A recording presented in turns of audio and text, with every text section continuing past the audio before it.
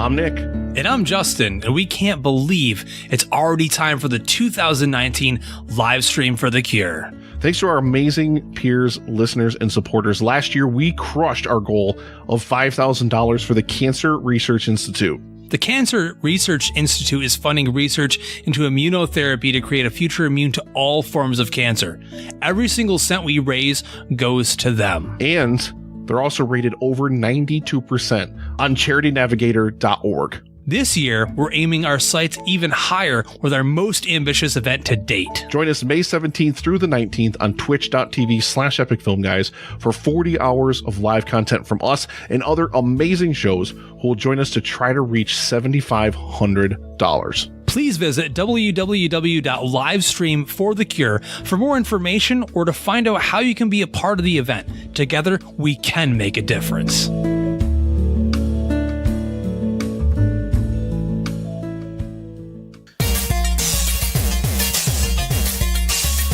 Broadcasting very fast and very dangerous from the planet Malastare. You are listening to So Wizard. You're thinking, you said people gonna die?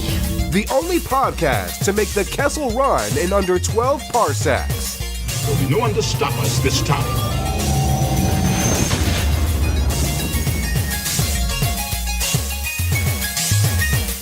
What's going on, everybody? It is time for episode number 245 of the So Wizard podcast. I'm your host, Joey DiCarlo. My co-host this week, the queen of all nerds, Aubrey Litchfield.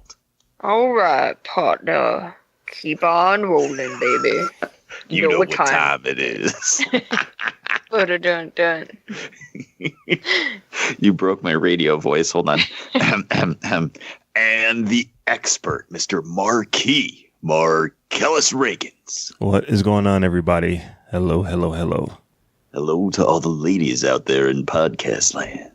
You are listening to So Wizard Podcast. Three friends discuss the world of nerd podcasting weekly. This week, we've got a metric butt ton of news to talk about straight out of Star Wars Celebration. And then it's time to check out what happened at me and Marcellus's trip to Empire State Comic-Con in Albany, New York. All the fun, all the panels, all the cosplay, all the polyfill. But before we get into that, how's everybody doing this week? Aubrey, what's going on? Oh, not much. It is, it's probably like July here right now. July in Massachusetts, where it's hot. Some whole bunch of like thunderstorms and everything. All of our flowers are coming up. The pollen is moving. It's probably like July-ish, how July is in Massachusetts here. Other than that, I mean, nothing crazy has happened in the past week. Excellent. Well, it's good to hear you again. And Marcellus, how are you? I'm good.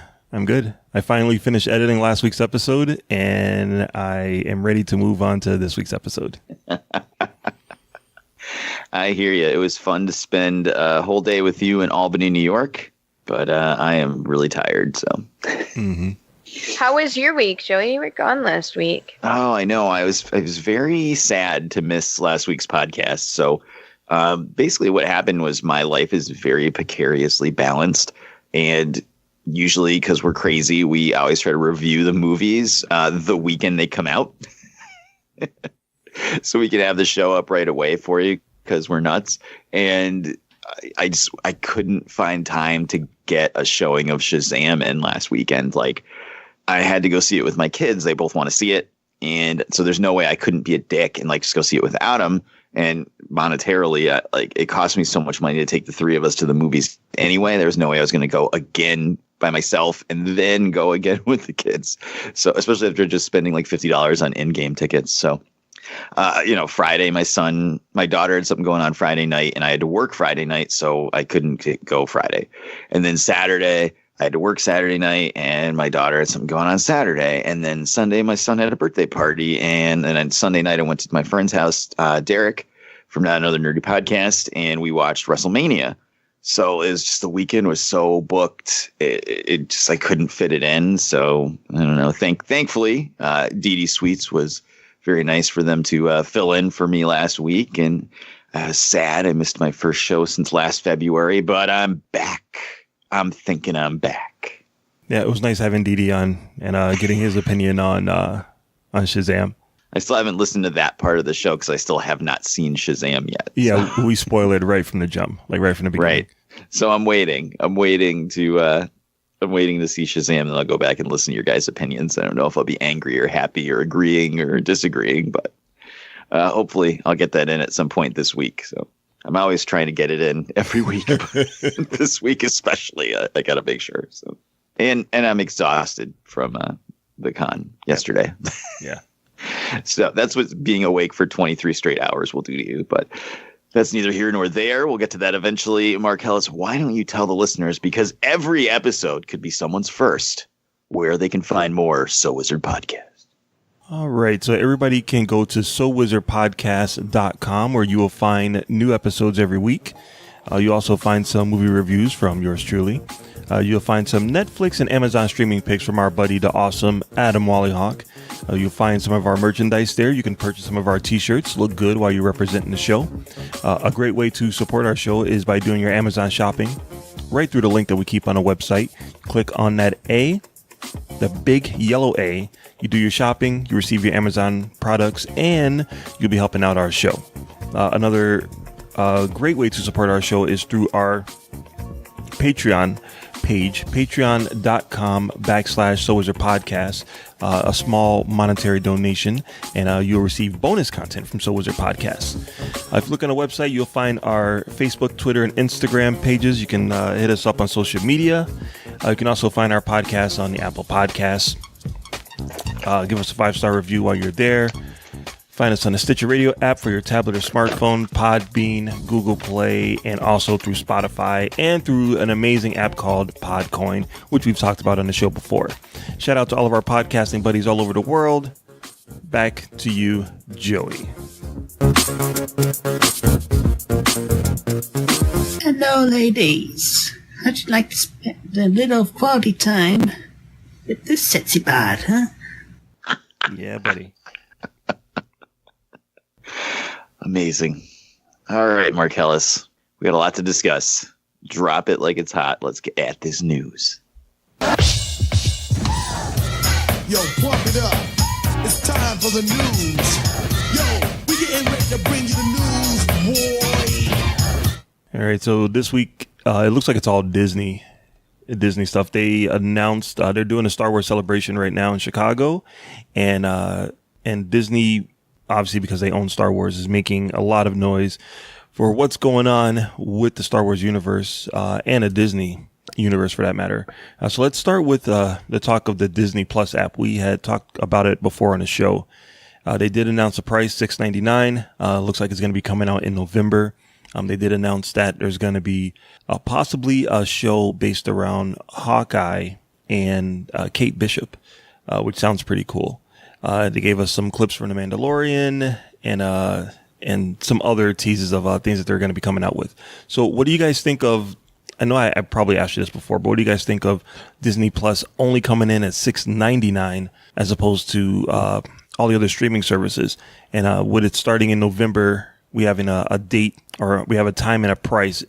Are you more apt to get it now? Joy, I'm pretty sure your answer is yes, but Aubrey, what about you? Are you ready for Disney Plus? After watching the Mandalorian video that was circulating, I am more persuaded to spend money. I think it looks cool. I'll think a lot about it, but I'm sure in the end I'll end up bending and getting it. Bend the knee, get the Disney Plus. I will. That's the thing that sold you the Mandalorian stuff? Yeah. Wow. I know. It's a pretty hard sell. Oh, all right. All right, Joey, how about you, man? Dude, I've been all in for like a year and a half. But I'm super all in. I liked the stuff they showed. I like the look of everything. It looks like a clean, easy to use interactive app. Because it's not like I wasn't going to get it anyway, but I was hoping the interface wasn't shit. Do you guys have Amazon Prime, Amazon Video? Yeah. Yes. Isn't that like complete doo-doo? It's not that bad.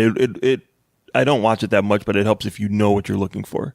You know what I mean? Yeah, I mean, there's not too much in Prime Video that I do watch. Sometimes they have like free stuff that I can watch that is of interest, but yeah, I mean, there's not too much free stuff on there that I care too much about.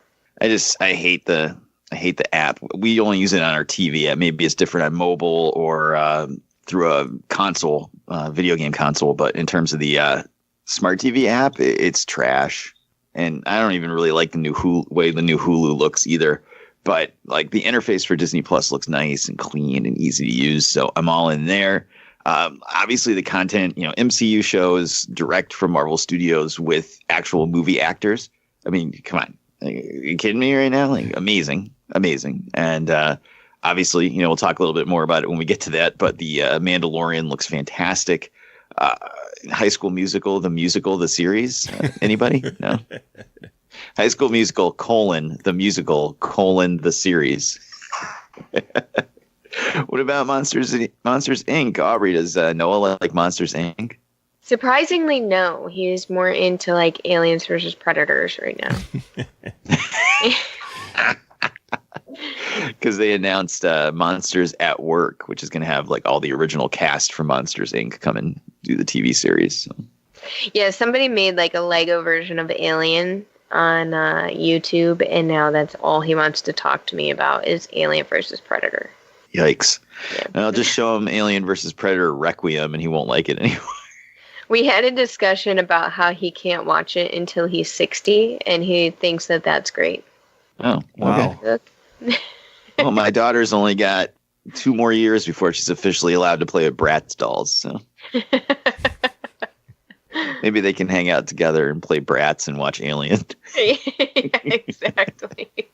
But I'm all in, Mark. I would have been all in at $10 a month. So, or even $15 a month just for the content. I mean, between all the movies, all the TV shows, the back catalog stuff, and all the new stuff, I can't imagine how you can't be like people like us, like into like nerdy genre shows, like cartoons, all that stuff, and not want to get this app. I can't fathom it. To me, I can't fathom not wanting this app just to be able to have easy access to like the Black Cauldron in HD.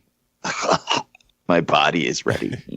Yeah, it's like a complete turnaround from the old days of Disney where they would lock their movies in a vault for 7 years and you couldn't, no one could see it at all. Now they're like, we're just going to take the doors off the vault and there it is. It's all going to be there for you. Only the Song of the South. Thank God. You don't think they're going to put that on there? They're not going to put that on there. Because Warner Brothers released all those old, quote unquote, racially insensitive Looney Tunes cartoons. They just had like an intro where they explained like the historical context of it. I don't know why they wouldn't just release it. Yeah, it's because families aren't gathered around the TV to watch Warner Brothers cartoons. You know what I mean? Like those old Warner Brothers cartoons are for old people who remember them from when they were a kid. No new kids are going to be watching that stuff. Disney, that just the name alone means that they can't have that shit on there. I've never seen it. I have no idea like how bad it is. I mean, it could be horrible. I don't know. It seems weird that they wouldn't even just like find a way to release it so people would shut up about it and be like, all right, this is awful. I'm sorry. And here you can watch it if you want. Hey, those people can go stand next to the people demanding the release of the Snyder Cut. Oh, God. What if Zack Snyder made a remake of Sonic of the South? And then the directing was taken away from him in post. Release the Snyder song. They're going to have all 30 seasons of The Simpsons on Disney Plus. Thankfully, there's only about 10 good ones, so it's not as much to watch. That's cool, though, man. There's going to be a lot of stuff on there, and all that stuff's going to slowly start disappearing off other streaming services. So you're not going to be getting these things on Amazon or Netflix. So, I mean, Captain Marvel is going to be the first Marvel movie not on Netflix, right? But in fact on Disney Plus, right? Because it's been nice with these movies popping up on Netflix. Because like if I'm bored or I need background noise, I can throw on like the Marvel movies are on there. I've watched like half an hour, 20 minutes of Solo. Yeah, for the last like 2 weeks while I'm doing shit. It's been great. So I mean that's another positive. But I'm really excited for a lot of the more obscure stuff like The Black Cauldron. Like, I'm hoping all those weird like live action Disney movies will be on there. Like Kurt Russell is the computer wore tennis shoes. Never saw it. Oh, well, those were all like Wonderful World of Disney. Like they used to be on Sunday nights, like weird live action movies now. Like Not Quite Human. It does look like they will have some live action movies, like some that are rumored, like Father of the Bride, Parent Trap, Sandlot, Honey, I Shrunk the Kids. Yeah, we had talked about that Sandlot TV show a couple weeks ago, and we weren't sure where it was going to pop up, but apparently it's going to be on Disney streaming. So that would make sense. It seems more like a family TV show designed around a family. The only one that I really want is the remake of Pollyanna, starring Keisha Knight Pulliam as Polly. That's the only Disney Sunday night movie that I remember really loving. I don't think she'll be reprising the role. I don't want a remake. I just want that original 1988 you just want the movie. Yeah. Was her friend Bud from Cosby Show on there as well? No, he wasn't on there. But the kid from one of the kids from Mighty Ducks was on there. Oh, that was a deep cut for you, by the way. Bud. Yep. Talking about like extreme background characters on the Cosby Show. I don't know. A lot of women used to watch the Cosby Show, but they'd start getting sleepy. Wow, I'm editing all of that out. Jesus. Okay. So yeah, Disney Plus. I'm all in. Maybe if you guys are a little wishy-washy, you can borrow my code and check it out. Mark Ellis and Aubrey cannot like all the listeners. Yeah, I want to get my account banned. I'll probably get it and then share it amongst my family members. That's the plan, Stan. Yeah. All right, so they did release some footage from the Mandalorian TV show. What do you think of the visual cues of the Mandalorian TV show? I'm really excited about it. I think it looks freaking awesome. I love John Favreau. He's been doing amazing on everything he's put out lately. You think it's kind of odd that they're doing a lot of practical effects for a TV show?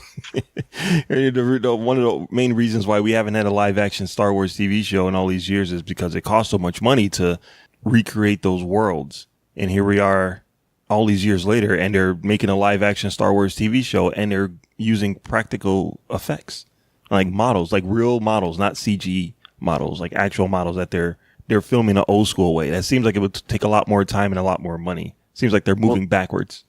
Well, that's because, when we were talking a million years ago about Star Wars Underworld being a TV show they were shopping around, NBC, CBS, or ABC would have had to put the money up, right, and make this show for 22 episodes of a season. And now this is a 8 to 10 episode show that's supposed to entice you to spend $6.99 a month on Disney streaming service. They're more than happy to throw that money. Like, the landscape of television is so different than it was. God, how long ago was that they were looking at Underworld as a show? Was that maybe like 6 years ago, 7 years ago? No, more than 2012. Yeah. So, I mean, that's only 7 years ago, but like TV is so different now than it was then. Yeah. So, they don't have to have ABC throw up like $90,000 million to make the show. Like, they can say, all right, fuck you, we're doing it, and you're going to want it and you're going to love it. Yeah. I think it does look cool. I mean, it's weird to see 2019 behind the scenes footage, and it looks like it's they're using the same techniques as 1977. But it does look pretty cool. Carl Weathers looks pretty cool in it, and Gina Carano looks cool in it. So, yeah, I'm psyched for it. I think it's going to look pretty. I think it's pretty badass. I'm super pumped for it, obviously, but what I'm excited about is I used to be an old school Star Wars EU novel fan. Yep. Did you guys used to read all those books or no? No. I have some, but not a lot of them. I used to read all of them. So seeing like weird niche stuff that's not the main saga I love it. I love it. Like random characters off in the distance, like doing something that has nothing to do with Luke, Han, Leia, and Darth Vader and all that stuff. Like, it's amazing. It's what I've always wanted from a Star Wars TV show. I love, obviously, Boba Fett, one of my favorite characters of all time. So exploring more of that is fantastic. The Bounty Hunter is probably one of the best parts of Empire Strikes Back. So fuck yeah. A TV show just about bounty hunting in the Star Wars universe. Like, shut up and take my money. And Pedro Pascal is pretty awesome, so I'm kind of excited to see him as the main character. Hopefully he'll take the helmet off in the show, because we didn't see any of that in the footage. It was just like him walking in slow motion a lot. Yeah. Which I guess is because they don't want to show anything.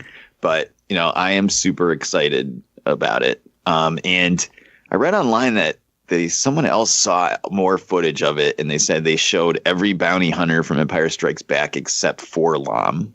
So count me in. I think it's cool that it takes place 6 years after Return of the Jedi, so there's still a chance we can see some other characters from the original franchise pop up. I don't know how they would do that, though. Not like integrated into the story, but just kind of like a, hey, look, there's a so-and-so. Or, hey, look, that's what happened with so-and-so after Jedi. Just to connect the worlds a little bit. Yeah, there's definitely characters that haven't been explored in the sequels, too, that they can use, like Nien Nunb and Wedge. I don't think we've seen anything with Wedge. We know he's still alive. I'm sure Dennis Lawson could use some money.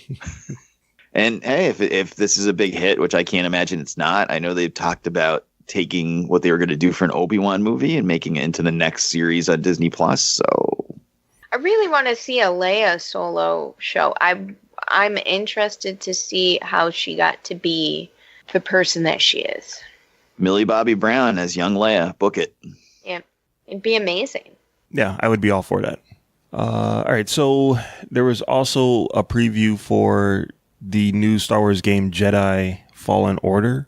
Star Wars Jedi Fallen Order, that takes place a little bit after, it looks like episode 3, where you get to play out as a character who was training to be a Jedi, but now, obviously with Order 66 killing everyone, he's trying to hide his abilities while making his way through the world. I'm not a video game person. I just watched all of the cinematic scenes, but it looked kind of cool. I'm not really sure what the draw of it is, because if you're gonna have a story about a Jedi, I want to see some lightsabers and shit. But I didn't see any of that in the trailer. So based on what they showed, what did you guys think of this new video game, Joey? I'm going to be a very boring person on this show with all this Star Wars news, because I love Star Wars. Like, I'm all in on this, dude. Oh my god, it looks fucking phenomenal. I mean, they didn't show any gameplay, so this is all like cinematics, obviously, like story setting. But I'm all in on this. Talking about video games, it's a single player game. There's no stupid multiplayer focus. There's no, I don't even know what you call those things, like loot boxes. There's no fucking take all these cards and mix them together to make like more powerful weapons to use in multiplayer. Like, there's none of that bullshit. It's you controlling a guy and play the game and do the story. And I'm fucking all in. I guess got to see more of the gameplay and what that looks like, but just based on the trailer, all in. And just like I said for Mandalorian, like, I love these little side stories with major characters taking place off to the side. Only thing that would be a downside to me is I'm kind of sick of that time period. Yeah. Because they've done a lot in the between 3 and 4 and the Clone Wars. They've done a lot in that space. So it's just kind of like, oh, great. Here's another missing Padawan that gets to have an adventure, which kind of goes against everything I just said. But it's just, I'd like to see them explore something else. It's you can't really do much in the sequel trilogy because literally episode 8 starts immediately after 7. So there's nothing to just kind of shove like books where Luke fights lizards that fly pyramids in. Like, there's no way to do that. But I'm excited, man. If it holds up. I mean, Mark, you never played video games, but Aubrey, you remember the Force Unleashed? Yes. Hopefully it's kind of like that, but not as shitty as part 2. Is that the one with that dude who's like Vader's apprentice and he had like 2 lightsabers? Yes. That he held backwards. Yeah. Yes. I remember that. I remember renting that out when I worked at Blockbuster. Let's put it that way. They were fun games. They're mindless, like hack and slash. It was just that the second one you could beat in like 4 hours, and it was a $60 game. So. Oh God. All right, Aubrey, you're the other video game expert on this show. How do you feel about Star Wars Jedi Fallen Order? I mean, I agree with Joey. I'd like to see some gameplay because I feel like anybody could make a really good movie. essentially, and show me what they want the video game to look. But then the gameplay, you get to the gameplay and it's shit. Look at The Order 1886. Let's not. Yeah, I mean, it was a beautiful game, absolutely freaking beautiful, but it was a movie. There was hardly any gameplay in the game whatsoever, and it was very short. The whole game itself was just cutscene after cutscene. So you could show me a video all you want, but I've been burned by The Order, so I know not to put all my money in. So I'd like to see some gameplay. I'd like to know how much gameplay is in the actual game versus cutscenes, stuff like that. So I want the technical details of it before I'm excited. Nice. All right, yeah, I won't play this game at all, so I'll just wait for you guys' opinions on it. All right, so then, well, I guess there's only one last thing to talk about regarding Star Wars. We finally got our first look at some actual footage from Episode 9, and we got the title, Will of the Force. No, wait, I'm sorry, I'm reading my notes here. That is incorrect.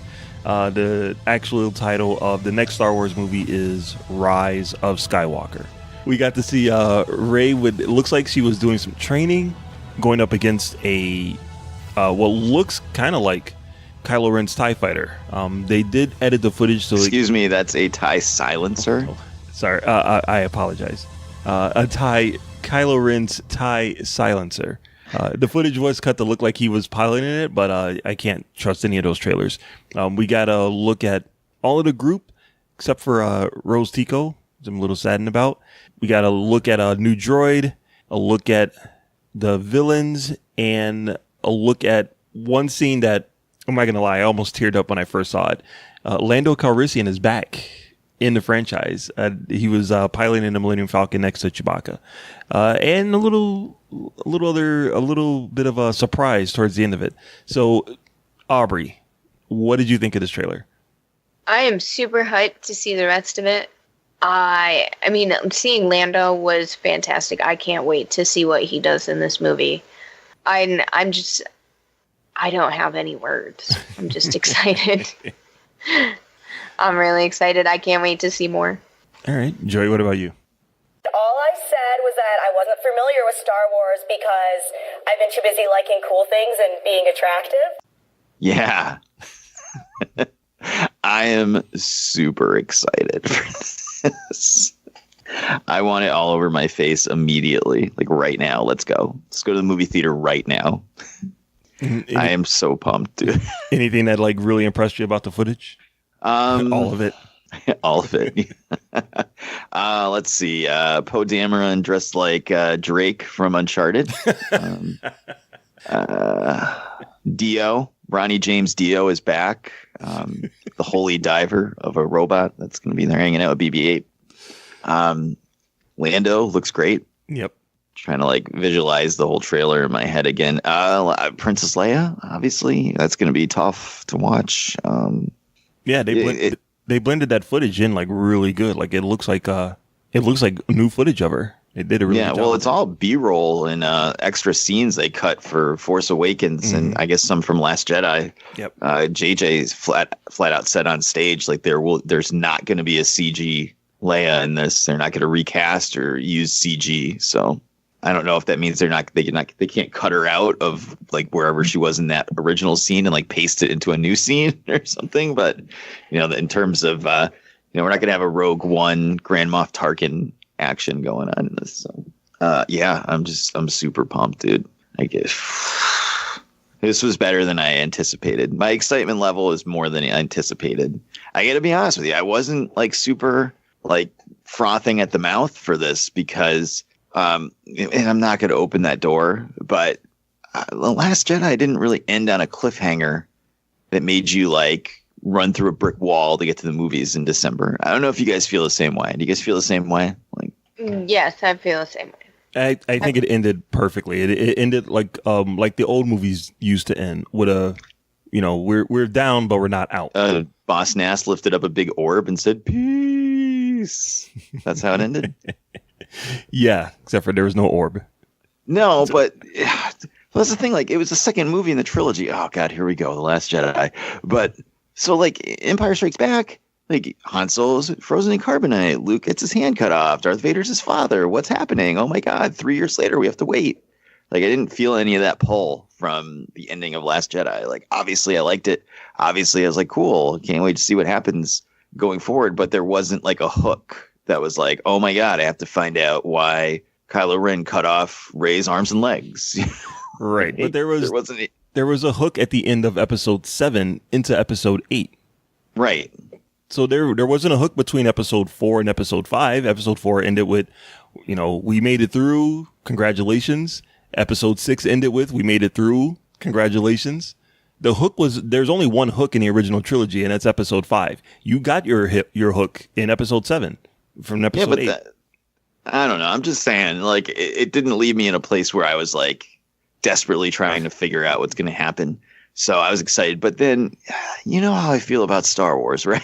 Yes. So the day I wasn't going to watch the trailer right away because I freaking worked the night before and I was exhausted. And then Friday is like the worst night at work. So I need to sleep. And I was trying to sleep and some fucking guy came to the door and rang the goddamn doorbell at like 10:45. And I was like, God fucking damn it. And then they were like stomping around on my porch, not like in a rude way, but like they were milling about on my porch.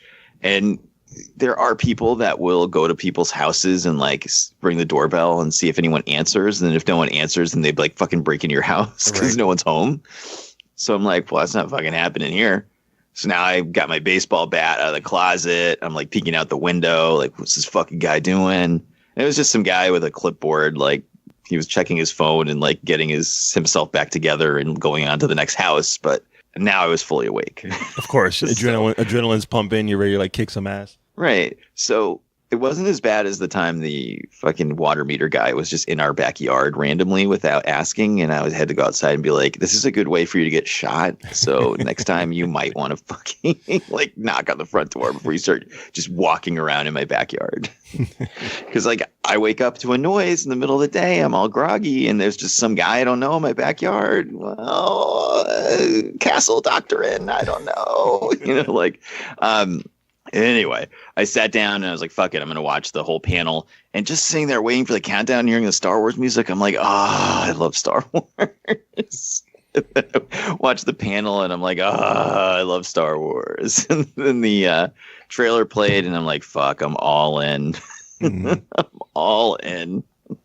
One of the things that I absolutely loved about the trailer is something that I've been kind of wanting. Is kind of a question I had, like, even back during my original view of episode 7.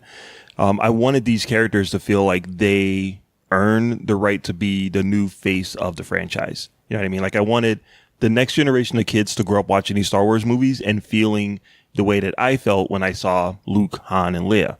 And I didn't quite get that from episode 7 or episode 8, but it was cool to see them all together at the end of the trailer and then looking at the remains of the Death Star, which I'm like, oh shit, they're definitely going on a big adventure all together.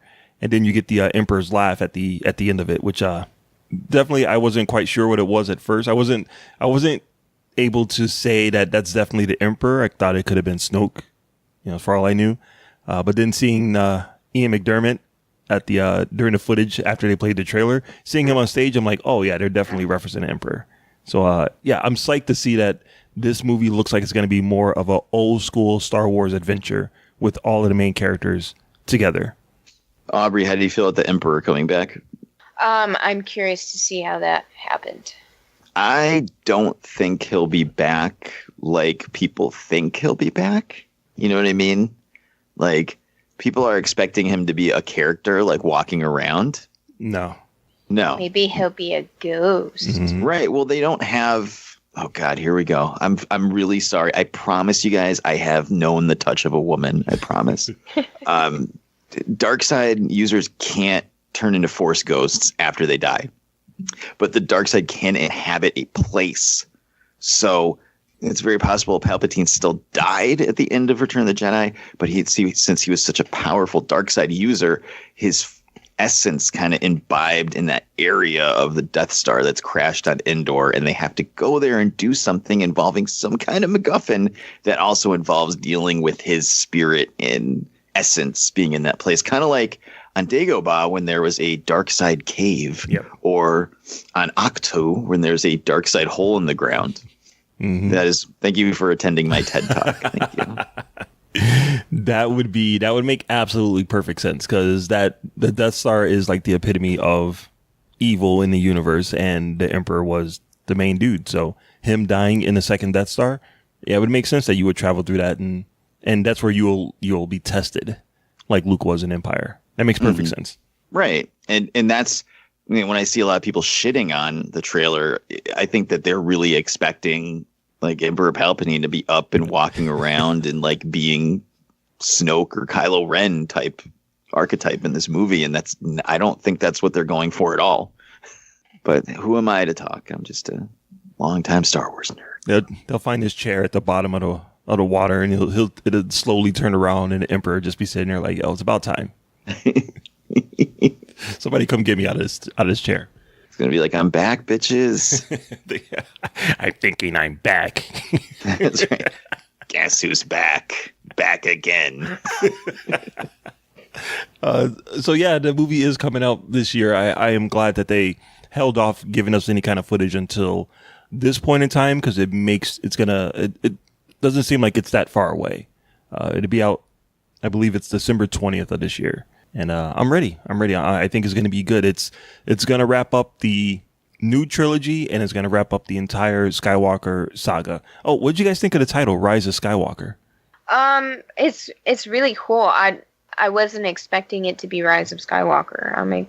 I'm curious to see what that story is, honestly. Mm-hmm. It doesn't roll off the tongue, but it'll get there. Yeah. I kind of feel the same way I did when the title was The Phantom Menace. Like at first I was like, I don't know how I feel about that. But now it's like, I couldn't imagine another title for that movie. Just, it takes time, but it'll get there. So I'm curious to see what the title means in terms of the story for the movie. A lot of people are flipping out online saying that Rey is actually Obi-Wan's daughter, Luke's daughter, Leia's daughter, Aunt Beru and Uncle Owen's daughter. I don't know, but I have a feeling that she's just going to take the last name at the end of the movie because she doesn't have a last name. Yeah. I'm thinking she's made out of midichlorians like Anakin was. That's what I'm thinking. I can see that, but I almost feel like that's too nerdy. Like they talk about that in episode 1 and they quickly brush it aside, and it's never really talked about again in the main movies. Right. I mean, yes, it's talked about in nerdy novels and Star Wars, like role-playing game handbooks, like stuff that I would read that like my wife has no idea even exists, and is probably good because, you know, I intend on like sleeping with her at some point. So like, I don't want her to know I read source books for Star Wars role-playing games. But so I don't know like how in-depth they would go with that, you know, like it seems almost a step too far. It's easy to say, yes, your parents were dirtbags that left you on Jakku. You're actually super force sensitive. Who knew? And now she's gonna take an adopted name of Skywalker because she loved Luke so much. The end. And hopefully she kills Kylo Ren. And somebody gets Rose Tico a new outfit. At least find her. Where is she? She was on stage. She's in the movie. She was on stage at Celebration. Did you guys watch the panel at all? No. Aubrey, did you see any of the panel? No, I didn't. Dude, she's cute in real life. Yeah. Like, she's not. Why did they fucking put her in a potato sack in the movie?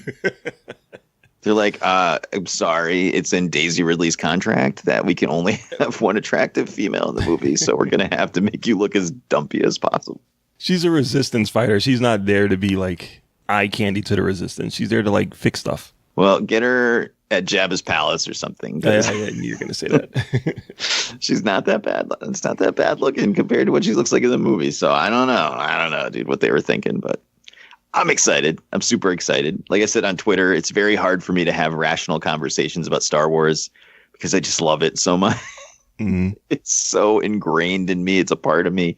I named my fucking kids after Star Wars characters. Like I love it, warts and all. I can't have a rational discussion about Star Wars because if something Star Wars is coming out, I'm all in. it's like every generation has a legend, and I'm fucking crying. It's like, I'm sorry, I can't handle this. Niagara Falls, Frankie Angel. You know? I just want Lando to keep the Millennium Falcon. I mean, I know it's Rey's. I guess Leia gave her the keys to it, but I want Lando to get his ship back. Well, they've had that scene in Solo where he's like, I want my ship back, and he said, over my dead body. So, well, Han's gone now. I'll take the keys. Thanks. That should be the extent of his scene. Like, he literally doesn't have anything to do with the story. He just shows up and it's like, all right, well, see you guys later. He sees Rey. Hey, who has the keys to my ship? Oh, hello, you sweet truly thing. belong with us here among the clouds. Bye. Bye. Come on, Chewbacca. Let's go. Oh yeah, and then all right, so that's it for Star Wars news and other like really small sequel news. We are getting a sequel to Tomb Raider, the movie that came out. Oh God, it was like a year ago, 2 years ago. I think so. Yeah. Did you watch that with us, Aubrey? Yes. Yeah, and Aubrey loved it, right? If I remember correctly. It was okay. I can't remember a fucking goddamn thing about that movie other than I really found Tomb Raider attractive. I remember her doing something very graphic. Wasn't it? She cut something. I remember her like losing her leg or something. She was going to lose her leg. In Tomb Raider? Yeah, she had a really bad infection in her leg. One where she finds her dad. Yeah. Yeah. All right. I'll take your word for it. I don't remember that much about it. Well, anyway, the movie made enough money somewhere that the studio was like, hey, let's make another one. So, yeah, they get another one. We're going to get a second Tomb Raider, supposedly. I'll be like unbelievably stunned if this movie actually does come out. Do we want another Tomb Raider, Joey? I'll go see it on a matinee. I mean, like I said, it wasn't a bad movie. It was just so 2.5 out of 5 that I literally can't remember anything other than the fact that I think Alicia Vikander is attractive. Yeah. So if it involves more of her running in a tight, dirty tank top, I guess I'm all in. But yeah, I mean, it's not like somebody's like, hey guys, we're starting an Independence Day resurgence cinematic universe. Like, I have no fucking reaction to this at all. It's just, okay, I'm sure we'll watch it for the podcast and hopefully it'll be a lot better, but it could be worse. It could be, what was the second Angelina Jolie Tomb Raider? The Circle of Life? The Cradle of Life? There you go. Cradle number 2, The Grave. But yeah, so I mean, it can't be worse than that, right? I vaguely remember that movie. The only thing I remember from that movie is the poster, because she looked really good in that poster. Yeah, buddy. Aubrey, if there's a Tomb Raider 2 and we make you go see it, would you be excited for that? I won't be excited per se, but I won't be angry. All right.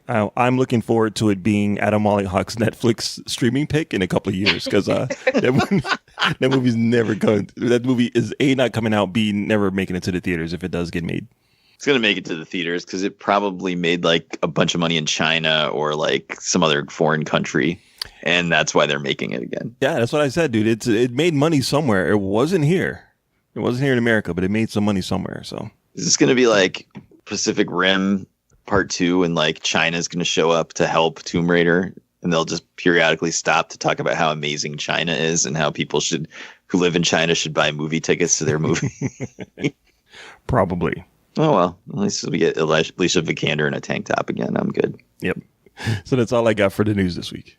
Awesome. So we'll be right back after these messages, and we'll talk all about me and Markellis' trip to Empire State Comic-Con. Hey, what's up, everybody? I hope you're having fun listening to this episode of So Wizard Podcast. But did you know you can actually get paid just for listening to us? I know it sounds crazy, but it's true. We've just discovered a new app called Podcoin, and it literally pays you to listen to podcasts. Here's how it works. You listen to the podcast you love, and you earn Podcoin while you listen. Then you turn that Podcoin in for gift cards at places like Amazon or Starbucks, or if, unlike me, you're a good person, you could actually donate it to charity. The more you listen, the more you earn. Here's what you got to do. Download the free app right now on your iPhone or Android device. And I've got a special code for you. Simply use our code, WIZARD, when you sign up, and you'll get 300 Podcoin just to start off. If you listen to enough of us on there, you can get a drink at Starbucks or an Amazon gift card, and it's like I gave it to you. So go ahead, go listen to this podcast or any of your other favorite shows on Podcoin and sign up with the code WIZARD. It'll change the way you listen to podcasts. All right, everybody. So we went to Empire State Comic Con this past weekend in Albany, New York, put on by our great friends at Alter Reality Entertainment, who also do Rhode Island Comic Con, which you've heard us go to on this show. They've also got Epic Comic Con coming up in New Jersey as well. So, let's just start at the beginning. We went on Saturday. Friday into Saturday, I worked at my job. So 10:30 at night to 6:30 in the morning. Drove home, shaved my head because it was woofing really bad. It was as long as my hair can possibly be at this stage of my life. Wow. And I just shaved my head. And, I don't do much except work and sleep. So what do I give a crap what I look like? I shaved my head, took a shower, and went and picked up Mark Ellis. And we began the journey to Empire State Comic Con. How were you feeling at this point in the morning, Mark Ellis?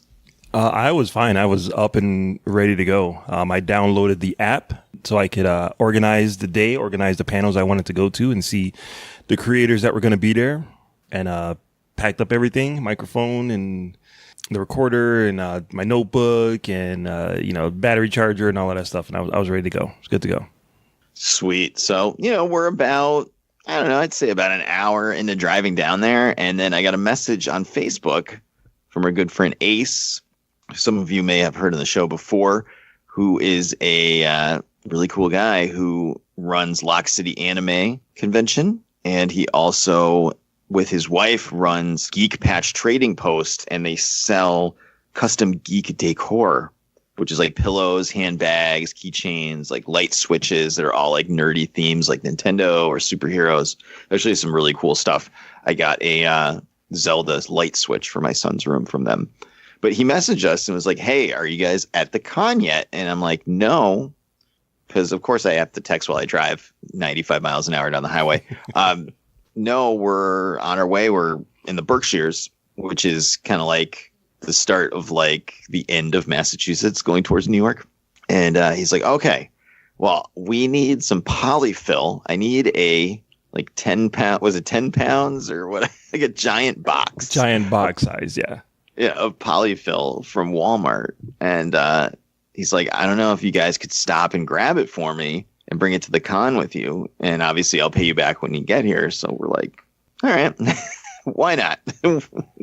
It wouldn't be a con without a side quest. So exactly. And this totally felt like a 100% side quest. That's right. So I programmed Walmart into my my GPS, and we drove there, and we go in, and we didn't know where the fuck this thing was. So the store, we're walking up and down the aisles, and I told him when we said yes, and like the only prerequisite, well, obviously you have to pay me back, and two, you have to send me a picture of what the hell I'm supposed to be buying. Because I don't know what the fuck this stuff is. And he did. He sent me a picture of it. So after we walked up and down some aisles for a while, I finally saw a random person that worked there. And I was like, tell me where this is. I showed her a picture and she directed us to it. So we get over there and I didn't realize it was going to be like this big a box. And there's a picture of me carrying it on the fucking Facebook page if you want to check it out. It was a fucking huge ass box of like stuffing. But it looked like diapers. It looked like a giant box of diapers. Right. So when we get to the con, I'm like, I message Ace. I'm like, you have to meet us at the door. I'm not walking to the fucking con with this giant box looking like a weirdo. But he did. He met us at the door. We gave him this box and he was thrilled. So that's what friends are for, I believe Whitney Houston said, right? Quote unquote Whitney Houston. Yes.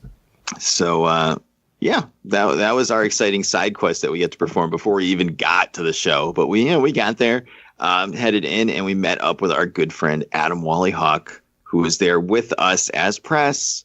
Adam runs our website for us and does a lot of behind the scenes stuff, including our merchandise. And he is now like knee deep, waist deep, balls deep in our YouTube channel, making a lot of content for us. So we got him press passes with us so he could videotape.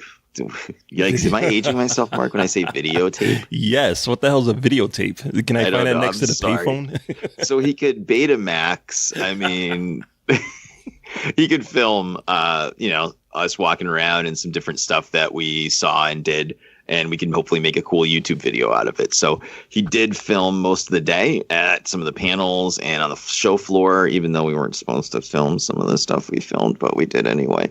And it'll be our first try at making a video for a con. It'll be out in a couple days as we record this. And, they'll only get better from here. So we're still learning with YouTube, but I'm excited. I've already seen a rough cut of what he's doing, and it looks really cool. So it's kind of a way to see what was there without having been there. So we met up with Adam, and we hit the floor. And what did you think of the floor, Mark? Yeah, we were there last year, and right. I don't know, for some reason, I remember being there, and I remember like all of the cool stuff, but I didn't remember the space itself. You know what I mean? And then once we got there, I'm like, oh yeah, I feel like I know this place up and down. So yeah, it was cool. We got a chance to walk around and start our trek to see our friends and see what's going on with the con. I had one specific goal, or two very specific goals: meet Bruce Leroy and meet Denny O'Neil, who's a writer of some classic comic books and one of my favorite Batman storylines ever. So that was my main goal, and obviously get some interviews with some creators, along with my usual support of independent comic book artists. So once we got to the floor, it was off and running. Nice. Did you think the floor had a good mix of vendors? Was there anything more or less you would want to see of? No, I think it had a good mix. I'm not sure how many years this has been. I want to say it's like probably its second year. This is the second year. Yeah. Total. Yeah. So, we usually with cons, it depends on the amount of things that they have, kind of depends on the space available to them. One of the things that I really appreciated about this show is that even though it was relatively medium, it was medium size. It wasn't a small con, but it wasn't a large con, but they were able to squeeze all of the elements that you want at a large con into this medium-sized building. So the photo ops were there, the panel rooms were there. There was a place to eat. It was on multiple levels. There was a decent size for independent comic book creators, and there was a decent section for the established creators too, and a nice wing for the cosplayers too. So they were able to squeeze all the stuff that you expect at a con into this medium-sized place, and that I really appreciate. I felt like they had everything that you could want out of a con without it being, without like the fireworks and all of the extra stuff. So yeah, everything that they had was good. I wish there was like maybe a few more cosplayers. It didn't seem like there was like a lot. I mean, not like not the invited ones, but just like fan cosplayers. There was a decent amount, but I was kind of expecting a little bit more. You know what I mean? Yeah, I agree with you on that point. It definitely felt, because one of the things we like to do when we're at one of these shows is take a lot of pictures of people that are in costume, so we can post them on Facebook so people can see, like, you're walking down the aisle and like, whoa, there's somebody dressed like Pidge from Voltron with their mom dressed as, Princess Allura, and you're like, oh, can I take a picture of you? It wasn't that often that I found myself doing that at this show. I'm not really sure why there was a lack of cosplay like that, but there was a really cool guy dressed as the Rocketeer that we made sure to get a picture of, but I didn't feel myself like compelled to whip out my phone as much as I have at other cons. So I 100% agree with you there. Yeah, it's possible that they could have been doing a costume, like a cosplay contest at some point that we weren't aware of. and that might be where everyone was, or that might be what everyone was geared towards. But I did like you said, there was a person dressed as the Rocketeer. Like, I haven't seen that a lot in cons. There was a couple dressed as Gomez and Morticia Adams, which was really cool. I can't remember the last time I saw that at a con. So the people that did show up in cosplay, they were definitely some nice original cosplayers, or original costumes that you don't really get to see a lot. So that I thought was really cool. Mm-hmm. And you got to meet a cosplayer while we were there. Oh yes, yeah. So I saw two guys walking around as Black Panther and Killmonger. So of course, if you're in a room and you see Black Panther walking by, you immediately have to yell out "Wakanda Forever," or maybe it's just me. But that's what I did. So what you're saying is you're one of those people that contributes to Chadwick Boseman hating life. No, Chadwick Boseman, I would just cry. Oh, okay. I wouldn't be able to get the words out. But if he was walking around in full Black Panther costume, yeah, you have to. You kind of have to do it. So yeah, I got to meet him. It's a cosplayer named Chocolate Ninja Cosplay, and he said that he had a throne like a Wakanda throne that you can get your picture taken on. So obviously I'm going to do that. So yeah, I got to find him on the floor and take a seat on the Wakanda throne next to Black Panther. You were so happy. That was an amazing moment for me, and you can see pictures of that on the Facebook page. But it was awesome. That was an amazing thing, and he's a really cool dude. And you will be able to hear an interview with him too. I got a chance to chat with him a little bit for the show and hear what he's all about. All right, Marky Mark, So Wizard Podcast. I am at Empire State Comic Con 2019, and I am here with Chocolate Ninja Cosplay, who has put together an amazing Black Panther throne that I was lucky enough to get my picture taken in. Chocolate Ninja Cosplay, how you doing today, man? I'm doing really good, sir. How are you? I'm good. Now, where did you get the idea to make a full-size throne for your Black Panther cosplay here? My friend Colin actually, before Christmas came around, he gave me the idea. He's like, we should make the throne. And in my head, that means I should make the throne so he can sit in it. Okay? And then, Christmas came and went, and I kind of didn't think about it. And then my friend Eric, who's one of the showrunners for this con, he's like, would you like to be a guest? And I'm like, yeah. And I'm like, what can I do to bring some value to the con? And I was like, okay, I'll just build the throne. And then 6 weeks later, here we are. Nice, dude. The throne looks amazing. How long did it take you to put this all together? It took exactly 6 weeks to make this throne. It was a collaboration between myself, Ben Parker Studios, who did all of the lovely laser cut fabrication, and then myself and Grandpa Ron's workshop.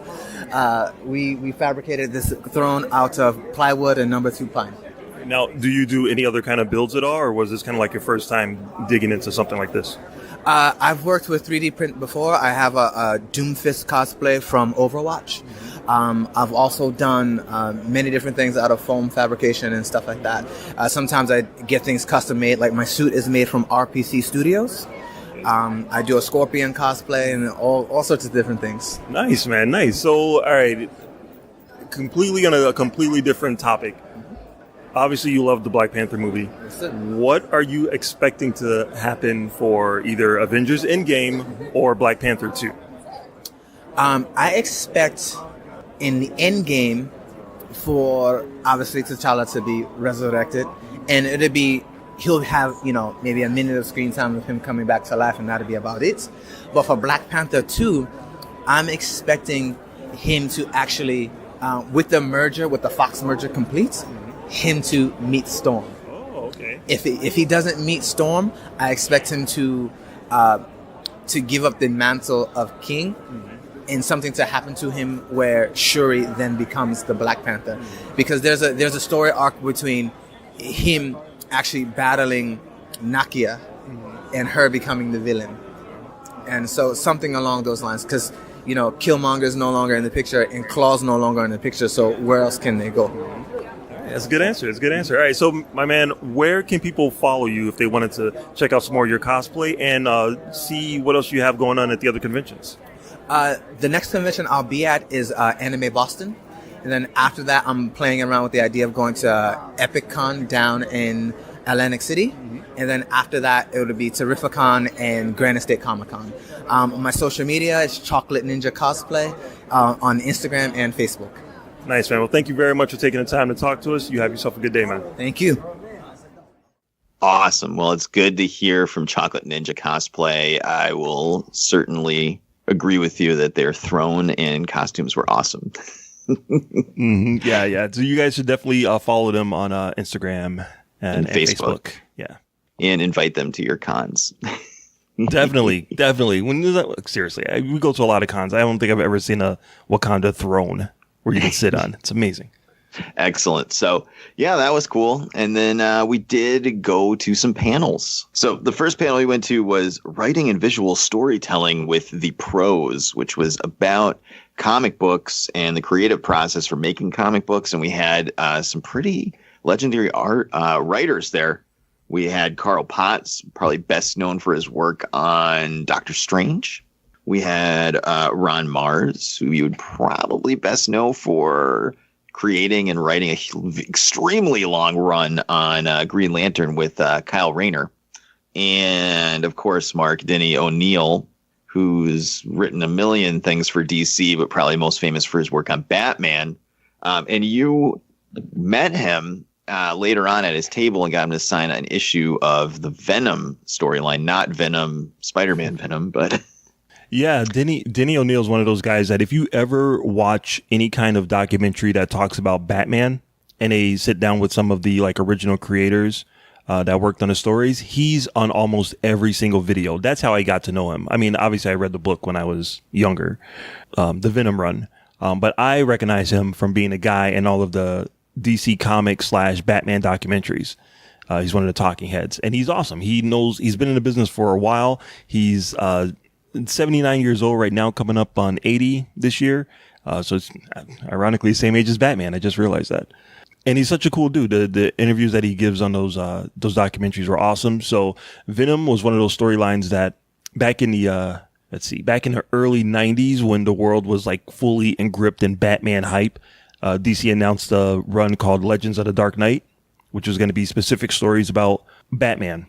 Just little chapters, something that you didn't have to like dive into issue 653 to right. Get they were caught out up. of continuity, like yeah, just single arc stories. Mm-hmm. So it was perfect for me to like dive back into Batman because, like I said, after '89, you know that's all anyone was talking about. So Legend of the Dark Knight was one of the first books that I was subscribed to. That I was getting at my local comic book shop, and there was a story called Venom in which Batman tries to rescue a little girl who's trapped in a room that's filling up with water. And the only way to save her is to move this giant boulder. And he couldn't move it. He tried, he couldn't move it. And the girl wound up drowning. And it messed up Batman. And it turned him into, he needed a way to not let that happen again. And he turned to this, started taking these pills that I guess you could say steroids, for lack of a better word, which gave him the strength to be able to lift boulders and do stuff like that. But then obviously he became addicted to them and it started to mess with him.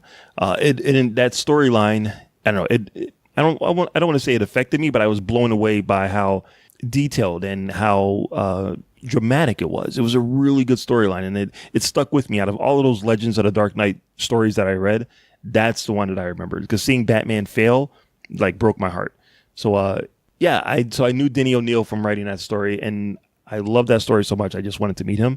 And luckily, thanks to Joey, I don't have original copy of those Dark Knight books, but if you try to buy them now, they're like super expensive. But we did find some comic book sellers at the con, had their books all lined up. Joey was somehow magically able to sniff out one of those issues. I'm at the point where I'm like, there's just too many books. I don't even feel like looking. But Joey found one, and I was able to get one signed by Denny O'Neil. And so that was like a true second highlight of the trip for me. Right. And there's no way I was going to let you not get his autograph. I knew you were like, I'm just going to go say hi and shake his hand. I'm like, you got to get a fucking book signed. Like, this dude is 89. How old is this guy? 79 yeah. old? He'll be 80 pretty soon. 79 years old. You're not really going to get too many more cracks at this. So, you know, there were a couple booths selling comics, and I just got my phone out, pulled up an app, searched Denny O'Neil's name, so I knew exactly what issues he wrote and what books, and went digging. Yep. And honestly, out of like the sea of books, the way that you were able to find one of those is just amazing. It blew me away. Anything for my princess. Yeah. So thank you very much, dude. And I was able to have him sign the book and shake his hand and tell him how much he meant to me throughout the years as a writer. He also wrote the other thing that he wrote that influenced my life is the DC Comics Guide to Writing Comics. He literally wrote the book on how to write comic books. That's how good he is. That's a phenomenal book. By the way. Yeah, it's an amazing book. If you want to create comics and you want to have a good idea of how to get started or what to look for, that book it's a lifesaver. It's amazing. And the fact that he created that, or that he worked on that, gives you an idea how good of a writer he is. So like I said, this book has been a part of my life for years, decades. So a chance to meet him was very cool. So I got to shake his hand, although his hearing is kind of gone, so I'm not sure he really heard me. But I did get to shake his hand and tell him how much his work meant to me. Or he's just sick of hearing it all the time. He's pretending to ignore you. Yeah. Awesome. Whatever, kid. Get out of here. That was a good panel, though. That was an interesting panel. That's one of those panels where it might not be the most interesting thing for everybody, But for me, I could sit there and listen to, these legendary creators talk about their creative process for hours. Mm-hmm. Whether it was these guys at this con, which was great, or when we were at Fan Expo Boston last year and John Byrne was talking about it, or Terrific Con last year where Christopher Priest was talking about it. Like, I could listen to these guys talk about how they go about creating all day. Yeah, those guys had a lot of really good stories on that panel, and they were very complimentary of each other too, which is very cool. Nice. So then, was it right after that? We didn't even get up. We stayed right in the same room, and there was a panel for The Last Dragon, the classic 80s film, run by our friend Lewis from the Angry Geeks, was the moderator for the panel. And it was, of course, always great to see Lewis, Wonder Woman, and Jeremy at the show, though they were ultra busy, so we didn't really get to hang out with them that much. Yeah, I'm so mad I didn't get a chance to see. I saw Jeremy for like a second, and I saw Lewis for like a hot second when I jumped on stage and helped him out. There's a weird picture of us hugging. I couldn't resist putting my arms around the guy. They were filming the panels they were doing, and they needed someone to help blocking for the filming. Yep. And so Mark played the role of Bruce Leroy. my debut. They're like, we need a tall black guy. Look around the room. Mark, get over here. Yeah. So I was bummed I didn't get a chance to see Jamie, that Wonder Woman. Yep, I did see her, and I got to see all of them individually, but it was just like, it wasn't like other cons where we get to talk to them and hang out for a while, because they were moderating every single panel. Yeah, they were busy. Yeah, it reminded me a lot of when we saw superheroes speak at New York Comic Con, where it was like, let me talk to you for 15 minutes. Okay, you're super busy. Bye. But yeah, the next panel we went to was The Last Dragon with Timok and Lewis from Angry Geeks. And that's one of my favorite movies of all time, Mark. So I don't know how you feel about it, but I love that movie. I love that movie so much. I saw that movie probably 4 times in the theaters when it originally came out in '85. It's definitely one of my favorite movies growing up. And I had to ask, because we were at the panel, they wanted someone to, ask questions. They put the microphone out in the audience, and I had to ask Timok how he felt about the first time that he saw himself on the screen. Like making a movie is kind of a boring process. You're on a set, and nothing is real. It's all like make believe. But then I wanted to see his reaction. I wanted to know what his reaction was after he saw it all put together with the special effects and the music and stuff. And he said it was still overwhelming. It was kind of a blink for him, because all of the hype and all of the excitement of the movie, I think he was still like shell shocked from all of it. But the fact that I got to ask Bruce Leroy a question, that made my year right there, especially because I love that movie so much. And he's so cool. He's such a cool dude. And I don't understand, if you look at there's a picture of us on the Facebook page. I was a kid when I saw The Last Dragon. So obviously he was older than me. How am I older than him now? How is it 30? How is it 30 years later and I'm old, way older than Bruce Leroy? I don't understand that. I think he works out every day and takes care of himself. Oh, yeah, that could be it. Yeah, but so the panel was great. I loved listening to his stories. It was all over the place. Let's be real. But we get to hear ridiculous stories about like Mike Tyson and filming Last Dragon and all sorts of stuff. And, like you said, Mark, he is hilarious. And it was awesome panel. And then we went upstairs afterwards and we got to meet him and get a picture together, which you can see on our Facebook page. But he was even cool in person. So.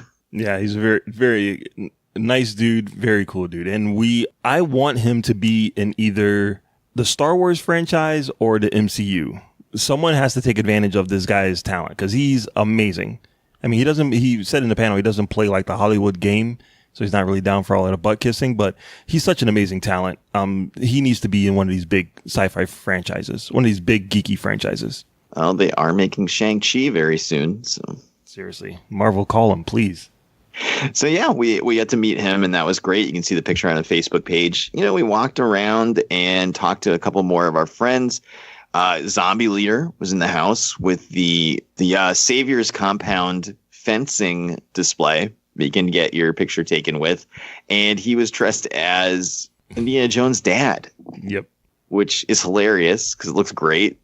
And he was there raising money for his charity. And Marcellus, you got to talk to him a little bit. Let's hear what that sounded like. All right, Wiz Kids, Marky Mark, So Was Her Podcast. I'm at Empire State Comic Con, and I'm here with the one, the only friend of the show, the zombie leader himself. What's going on, dude? How you doing? What's up, So Wizard World? What's going on out there? We are at Empire State this weekend.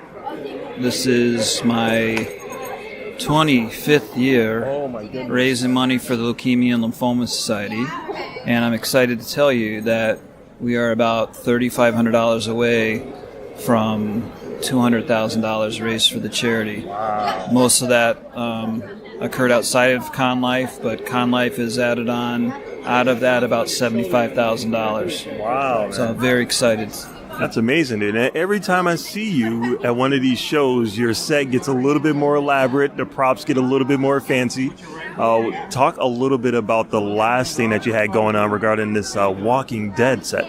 Yeah, so 2 years ago, we got a phone call from Rhode Island Comic Con, and they're like, hey, we got this room we don't know what to do with. Would you like it? And I'm like, of course I would like it. And then in a panic, call my friends who build set stuff, and we were able to put something together, and then it's kind of taken off from then. So Deaderface Cosplay has put together some Walking Dead photo ops, and Rhode Island owns this show and owns Comic-Con, so we've been kind of hitting their circuit, and people enjoy it. We're getting some celebrities occasionally come over and photo op with the stuff. At Rhode Island, we had a couple of the Walking Dead people come into the room, which is nice.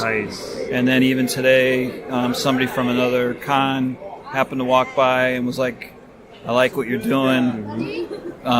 Do you want to come to our show? I'm like, let's check the dates and we'll get back to you. So that was cool. That's good, man. That's good. And what you're doing here is for a good cause, and you've been doing it for... God, since I've been coming to conventions. Can you talk a little bit about, is there anything else that you have coming up, anything planned, any special events that people could get behind if they wanted to?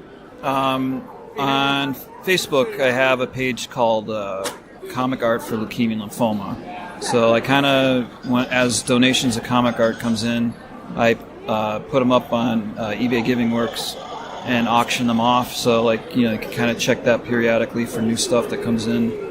I'll be at Rhode Island. I'll be at Super Mega Fest. We might be at Scarathon now. So we might try to get into a couple horror shows, which we haven't done before. But it's totally the market, obviously. I was going to say, you guys would fit right in with all of this stuff here.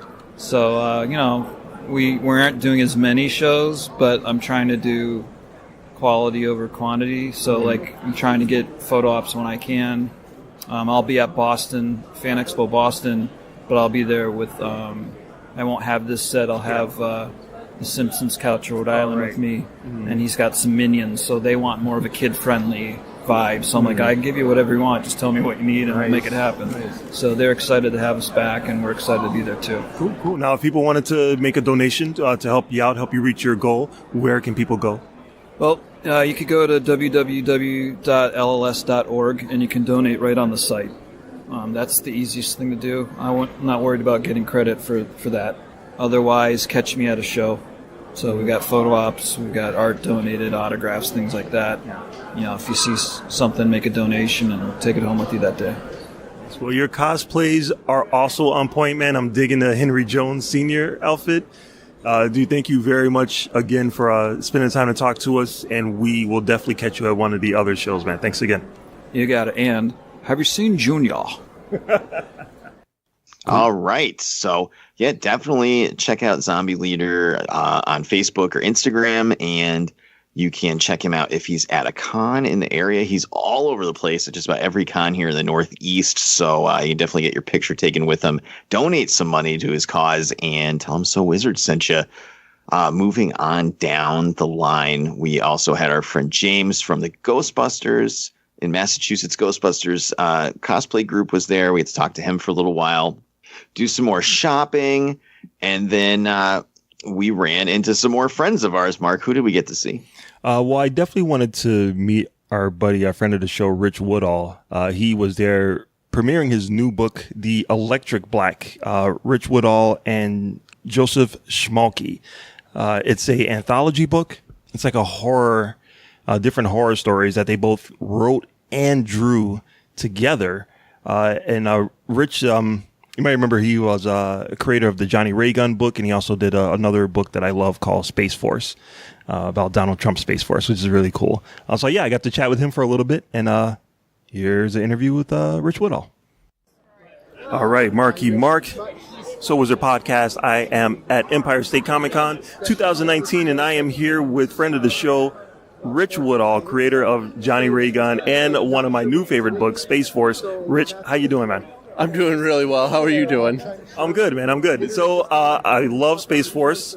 I was very glad to back it on Kickstarter, and I'm so glad that it came out. The quality is really, really nice. You have your new project, The Electric Black. Can you talk a little bit about what that's about? You bet. Thank you so much, one, for backing the Kickstarter. I really do appreciate that. And I really try to put a lot of quality into the books. They're expensive, I know, so I appreciate it. The Electric Black is a new book that I'm doing with Joe Schmalke for Scout Comics. And it's basically about a cursed antique shop, has cursed items in it. It's a little bit of an EC comic type book, a Tales from the Crypt kind of thing. But what we want to do different is we want to tell the story behind the Crypt Keeper guy. So our stories are going to focus a little more on our main character, Julius Black, who is he's the proprietor of the shop, runs everything. He's got a couple like whack jobs that work for him in the shop. And the first issue is a little Tales from the Crypty, where we have a main story with Julius, and then we have a couple sub-stories about some of the items in the shop.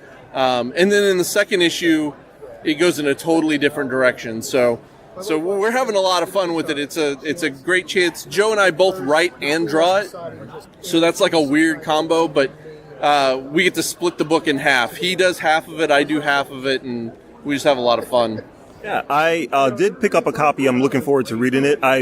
Flipping through the pages, it was strange that both of you guys write it and draw it, because your art styles really blend well together.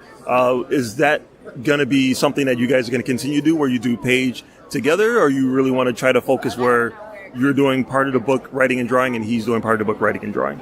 So with the first issue, we tried to kind of like, one of us will do layouts and the others will do pencils, and then one of us will ink, and that wasn't working.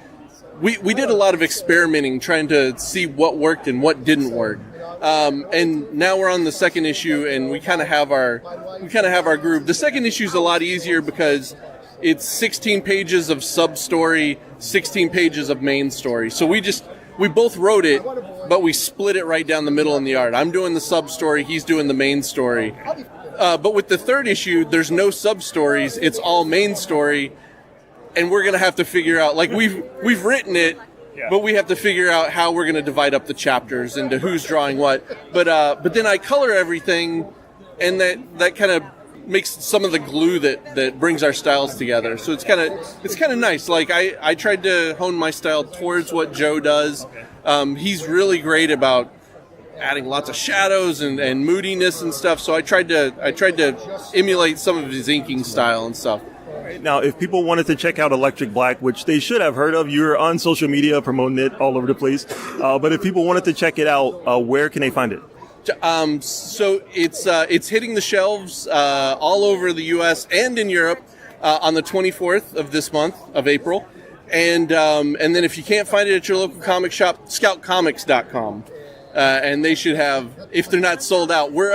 We're already anticipating going into second printing with the first issue, so we're pretty excited about that. Wow, so you mean the one that I got tonight is kind of like an exclusive? It's already gone up in value. It's not even out yet. Nice. So, Rich, thank you very much, man, for taking the time to talk to So Was Your Podcast, and good luck with the new book, man. Thank you. It was great to talk to you.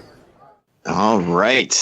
Fantastic. Well, I think you should definitely check out his work because his book's pretty awesome.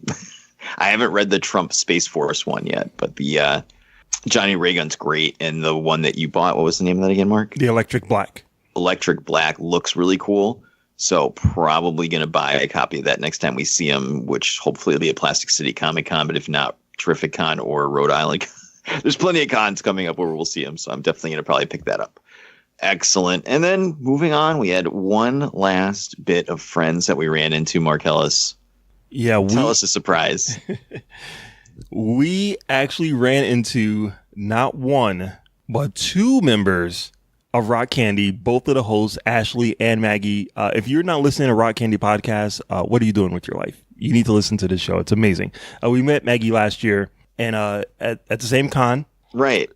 And this is like the crazy shit that goes down in the inside world of podcasting. Like, I don't know, these weird coincidences and things that happen. So like last year we're at Empire State Comic Con and Steven from Super Retro Throwbacks, I mentioned that we were there on Twitter. He responded to me on Twitter and said, I'm at that show too. And I had interacted with him a little bit on Twitter, but not a lot. So then we met up with him there and it was cool. And now we're friends with Steven and you know, he's been on our show and we're trying to coordinate being on his. But yeah, so we made a cool new podcasting friend. And then Rock Candy replied to it and was like, hey, I'm here too.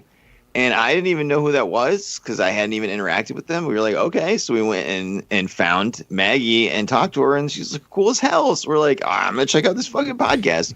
And their podcast fucking rules. It really does. Over the course of last year, we like became really good friends with them. So now it's just like, we're going to the show again. We have to meet up with them.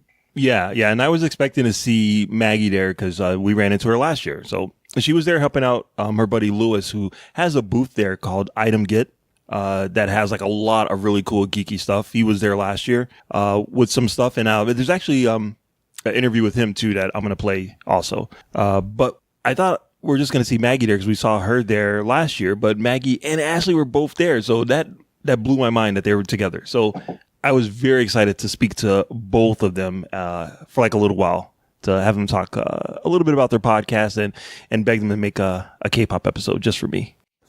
So, Wizard Podcast, this is Marky Mark. I am at Empire State Comic Con, and I am joined by the lovely and talented Rock Candy Podcast. We have Maggie and Ashley. Ladies, how are you doing today? Oh, we're doing pretty awesome. I know. It's weird. Where do I put my face? It's weird doing a podcast like on the floor. It's very odd instead of like, you know, sitting at a table and being comfortable. I get that. that. I listen to your show all the time. The Prince episode is my personal favorite. And as much as I hate Guns N' Roses, and I've made no secret of that, can't stand Guns N' Roses, but damn, that episode was hysterical. I cracked up. The thought of little Axl Rose wanting ice cream is just the funniest thing in the world to me. Right? So now that we're like in the same vicinity, I wanted to ask a little bit about the podcast for our fans who haven't checked it out yet. Where did you get the idea to do the podcast? Let's start with Ashley. Literally one day, I think our whole group of friends were just hanging out, and this was very early on when I like first met Maggie. She's like, I really want to do a podcast. I think I'd be really good at it, but nobody wants to do one with me. And I just literally looked at her and said, I'll do it. Wow. That's it. And she was like, okay. And that's how we did it. Yeah. That's literally how it happened. Maggie, why did you want to do a podcast? Just simply because you thought you would be really good at it? Kind of. Yeah. I mean, I really have been into podcasts on and off for probably the past 8 years or so. Okay. And then I just started working a job 2 years ago where I listen to podcasts all day. And I'm really into like the true crime podcasts. And it's amazing how I feel that the medium has evolved from 2012 to what it is now in 2019. And I didn't realize I could do this. Mm-hmm. Oh, I can do this too. Sometimes you hear something, you're like, no, I could do that though. And then I'm like, I could do that. I'm gonna do that. And the biggest thing for Ashley and I was, well, what are we going to talk about? Because we're both in love with true crime. Like, true crime podcasts are kind of our big thing. But there's so many of them. So many. Yeah, it's inundated with true crime podcasts. So we figured, why don't we do music? Because we both love Behind the Music, and Behind the Music is gone. Right. So why can't we just pick up the slack where VH1 is losing it a little bit? Right? And I feel like whenever we'd hang out, we would always talk about music. Did you know this about this artist? Did you know this about this song? And we thought, well, that makes sense now because this is what we always talk about anyway. Yeah. And so it was a good idea. We are really enjoying ourselves. We're trivia nerds. Now, how do you decide which musical groups you're going to talk about on the podcast? Because, like, when I discovered it, I mean, like I said, I listened to the Prince one, the Missy Elliott one. I'm like, wait, this isn't. How are they rock candy and they're talking about Missy Elliott? So that kind of blew me away. So how do you guys decide which artists you want to cover for the podcast? We kind of just do what we want. We do, but also it helps. We do theme months a lot of times. You know, in February we did Black History Month. In March we did Women's History Month. May is coming up, like little teaser. We're going to do Mental Health Awareness Month. So we're going to talk about a lot of artists that have mental health issues. So that helps a lot to kind of give us focus. But then sometimes, like, we'll be like, I really want to learn about this artist, so I'm just going to do this episode. Or I've been listening to a lot of this CD, so, not CD, like this artist's Spotify. Nobody listens to CDs anymore. And, you know, then we'll just say, let's do it. I'll just do the episode. And it's fine. Yeah, or if there's like a specific topic that we want to do, if we need a break from the really heavy stuff, like there's weeks where we go like Michael Jackson and then this one and then another heavy hitter. Sometimes you just need something to lighten it up, so we'll do like a playlist of some sort, like our favorite cover songs, and sexy sax solos and stuff like that. Because sometimes you need that break, though. Yeah, you really need a break. And I think after Mental Health Month, we're going to need a break. So June's going to be a real happy month because we can, like, it's going to be a downer, but it'll be good. And I guess at first I was a little concerned when we would cover not rock because we are called Rock Candy. Right. But coming up with a podcast, you probably know, coming up with a podcast name is very hard. Yeah. And coming up with a podcast name that nobody else has is even more difficult. So we thought that just sounded really cute, Rock Candy, like your sweet treats of weekly music stories. So it worked. And yeah, maybe it's not always rock, but I don't know, you can make the argument that all music's kind of rock because it changes things. And really rock is not necessarily a genre, but like almost a way of like how music changes, if that makes any sense. Now, I'm very tired. Were you guys aware of Vince Neil's original band, Rock Candy? Were you guys aware of it? No. Oh my god, we were so excited idea. when we saw that. Actually, wasn't one of our friends was the one who messaged us and said, "Did you know Vince Neil's first cover band?" And we're like, "No." It was very cool. All right, now one of the things that I actually really love about the show is the amount of research that you guys do for the episodes. Like, there's information that you guys are giving out that I don't know anyone who likes these bands would know or, you know, be familiar with. How long does it take you to come up with all of this research? How long does it take you to research a particular topic before you're ready to record? I think it really depends. If it's a band that we're already really into and we know a lot about, it's a whole lot easier. Like when I did the album review for In Utero by Nirvana. I already knew so much about Nirvana that I kind of just needed one book to like check my facts on and just, you know, typed everything up in like a day. I can do my research and write my notes in a day. Wow. I only need a day, but Maggie likes to take longer than that. Well, I need more than that. And actually, it's funny though, because you say when you know a lot about the band. When I did Queen, I spent 3 or 4 weeks on research. Yeah. It was very intense. But I mean, you may do it in a day, but you still take 8 to 10 hours on that day. Yeah. Like it's a full work day. The entire day. Yeah. And I'll read up on it beforehand, because just knowing the information a little bit beforehand helps a lot in just figuring out how you're going to write your notes. And then I have like a gazillion Google tabs open, plus an audiobook and like all these other things. So it's complicated, but yeah, like a whole day is taken up at least. Whole work day. Well, you guys do an amazing job. If people wanted to follow your show and listen to it, I mean, we talk about it whenever we can on the show, but if the listeners wanted to find out where to listen to more of your show, where can they find you at? Well, we are on pretty much anything you can listen to. We are on Apple Podcasts, Spotify, Google Play, Stitcher, TuneIn. You can even just like go to our website and listen to it straight from the website, or grab, the podcatcher kind of thing. I don't know how that works. I have an iPhone, so I just listen to everything through Apple because it's right there. But yeah, you can catch us anywhere you listen to podcasts. Just look for Rock Candy Podcast. All right, now, and what would I have to do in order to have you guys cover a K-pop group? I think Maggie's all about that. I mean, like, I don't know when.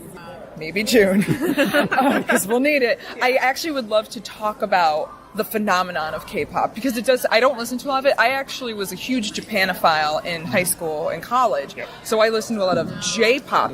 The whole K-pop thing, totally up my alley. And while I'm not super into it, I do like, sometimes Spotify will be like, yo, girl, I know you into this. Here you go. And I'm like, this is a jam. All right. So I would actually love to talk about the phenomenon of K-pop, because it is insanely popular.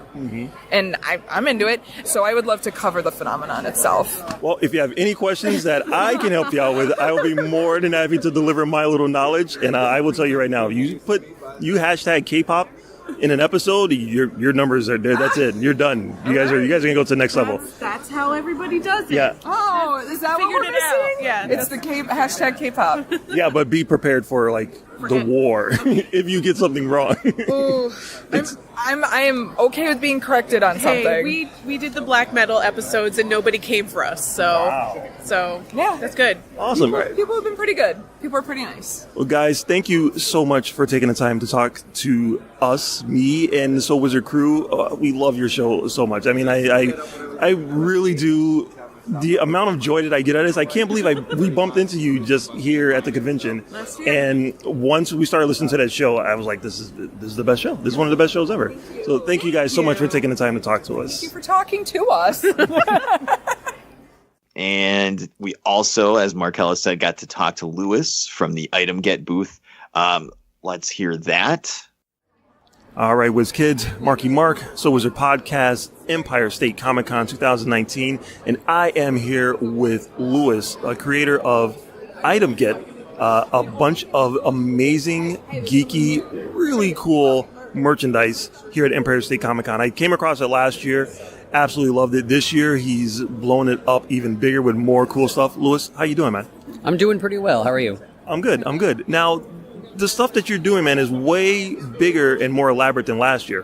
What happened in the year since I saw you last? So I decided that I didn't want to do shirts anymore and that I wanted to get into something a little bit more crafty. And I looked into laser cutters or laser printers or engravers. Yeah. And I actually found one after researching all these different models. And this one actually was within my price range, and it was a big investment, but I'm able to create all of these really cool, geeky things that I would not have been able to do just by hand. Mm-hmm. Yeah, it's like you just said, completely different from what I've been doing in the year prior. Yeah, from just T-shirts and dice now, like dice towers and pins and acrylics and lamps and clocks and things like that. You know. And then being able to get into the Etsy market and doing personalization and engravings and stuff like that. So that's really the bill for me, you know. One of my favorite things that I saw you come up with is these lights, these little different color lights with these emblems that shine.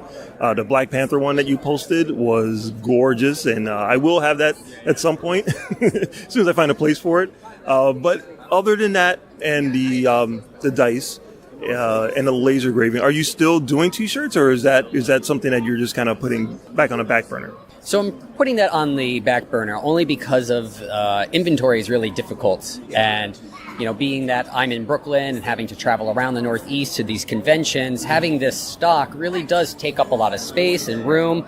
And it's really difficult to make sure you have everyone's size, you know, and then I try to order as much as I can. And I've gotten screwed a couple times with suppliers, you know, their quality isn't great, or, you know, since I don't have the control to make it myself, you know, so I'm sort of easing away from that. You know, I got a couple popular ones like the RuPaul's Drag Race 64, which everyone gets a kick out of, or even the Kakuin's Donuts, which is great among the JoJo Bizarre Adventure fandom. Those are still pretty popular, so I'll probably continue with those, but like I said, I'm shifting the business into the more engraving, personalization, customization aspect, yeah. All right, so other than the clocks, which are awesome, and the flasks, which are amazing, is there any other products that you're looking to expand to? Is there something else that gets you excited for what you want to engrave next? Yeah, actually, I'm starting to get more into the niche of tabletop gaming solutions, like dice towers, dice bags. Recently, we actually just made these dice bags here. I've just purchased a sewing machine, also teaching myself how to sew, and then handcrafting the grommets and the pull ties and all that. It was a very long time, a very long, arduous process, a lot of wasted material just to try to basically teach myself how to sew onto leather and leatherette. But I think that is the venture that I'm going into now, the tabletop gaming, which is really blowing up in the industry right now. A lot of people are really drawn into, this breakaway from reality and, being able to, sit with friends and have fun and just tell a story. So I want to be a part of that. Yeah. I've been noticing a lot more Dungeons and Dragons being spoken about. Like now, it just seems to be like there's definitely a resurgence of people like really getting into playing board games now, as opposed to video games. Now, if people wanted to check out some of your stuff and purchase some of these amazing products, where can they find you at? So they can find me on either Instagram at shopitemget or on Twitter for the same handle. Also on my Etsy page where you can request custom creations. I also do a lot of custom artwork and personalization, and that is a Shop Item Get on Etsy. Nice, because I'm thinking So Wizard logo would look really good on some of this merchandise too, so we'll have to see about that. Louis, thank you very much for taking the time to talk to me, man. We really appreciate it. Yeah, of course. Thank you for stopping by. Great. Definitely want you guys to check out Rock Candy Podcast. They're on just about every podcatching app under the sun. Highest possible So Wizard recommendation. The best thing I can say about their show is that even when they're talking about music I either don't like or don't care about, I still listen to it every week. So if you can get me to listen to people talking about Fleetwood Mac for an hour and a half, you got a good fucking show. And the topics that they cover are all over the place. They do, like you said, Fleetwood Mac. The episode on Heart was really good. The episodes on Guns N' Roses, which I hate the band, but I love those episodes. The episode on Prince was hysterical. So I definitely check them out. Excellent. And of course, Item Get, look them up on Instagram or Twitter. Check out their website. And if something tickles your fancy, buy it and tell them So Wizard sent you. Word.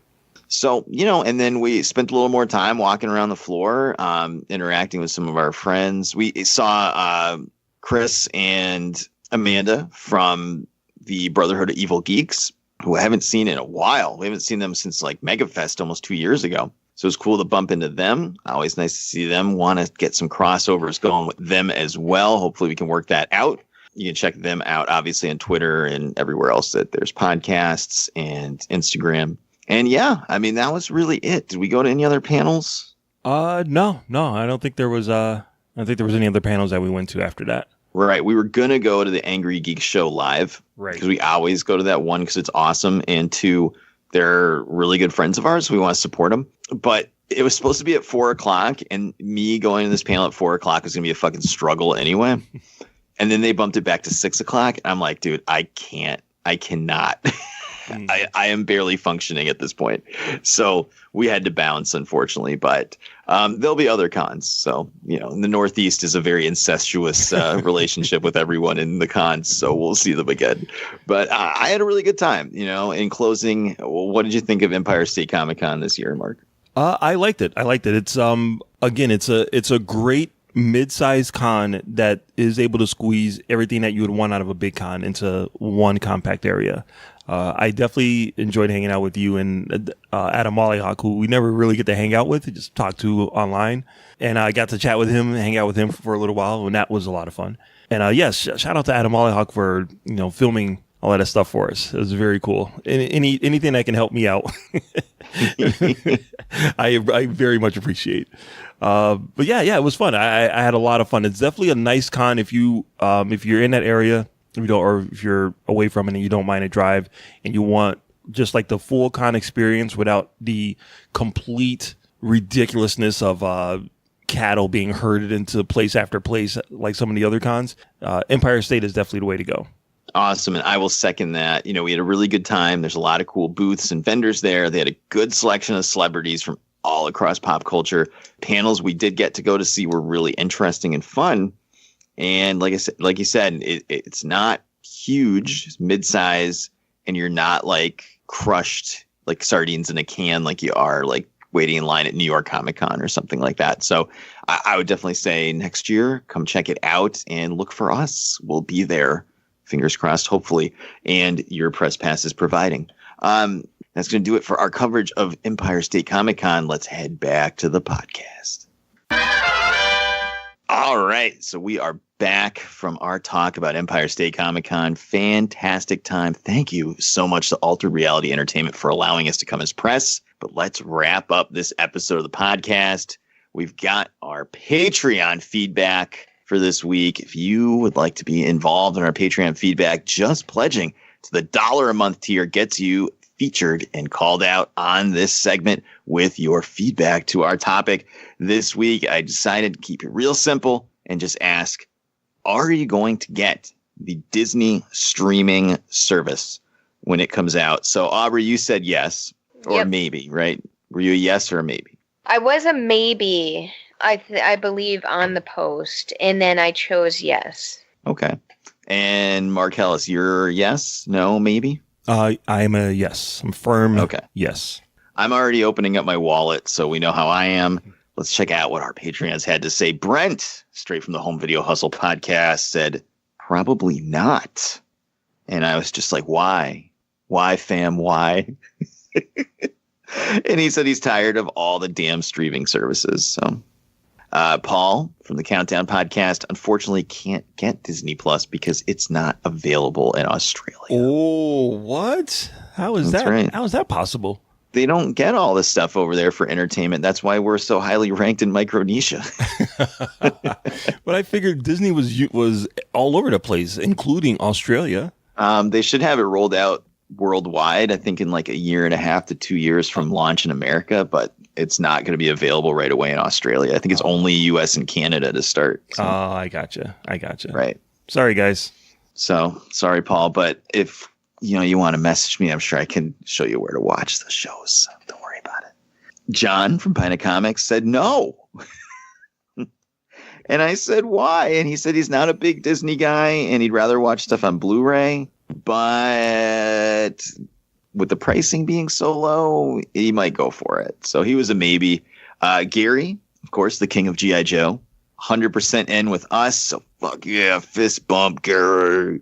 And Maggie from Rock Candy, who we just heard when we were talking about Empire State Comic Con, said maybe. She won't rule it out, but she doesn't watch enough TV to think she wants to spend the money on it. And of course, Desmond, our friend formerly of Nerdtastic Podcast, said nah.